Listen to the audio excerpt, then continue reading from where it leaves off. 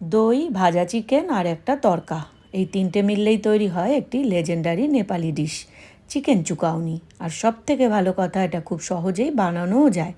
আমি নিয়েছি প্রায় 700 গ্রাম চিকেন ব্রেস্ট, ছোট টুকরো করে কেটে তার সাথে দিয়েছি আদা বাটা, স্বাদ মতো নুন, সামান্য হলুদ আর কাশ্মীরি লঙ্কার গুঁড়ো। এভাবে 30 মিনিট ম্যারিনেট। এবার একটি বলে নিলাম প্রায় 200 গ্রাম টক দই, আর সাথে দিলাম আদা, নুন, ধনে জিরে, গরম মশলার গুঁড়ো আর কাঁচা লঙ্কা কুচি। সব ভালো করে মিশিয়ে রেখে দিলাম। এই রান্নাটি সাধারণত সর্ষের তেলেই হয়, তবে আমি সাদা তেলই ব্যবহার করেছি।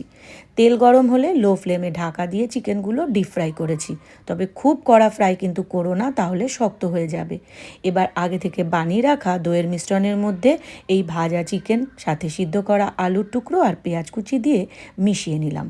এবার আসল ফ্লেভার, চিকেন ভাজার তেলেই কাশ্মীরি লঙ্কার গুঁড়ো, কাসুরি মেথি আর গোটা রসুন দিয়ে হালকা তড়কা, আর সেই তরকাটি ঢেলে দিলাম চিকেনের উপর আর মিশিয়েও দিলাম।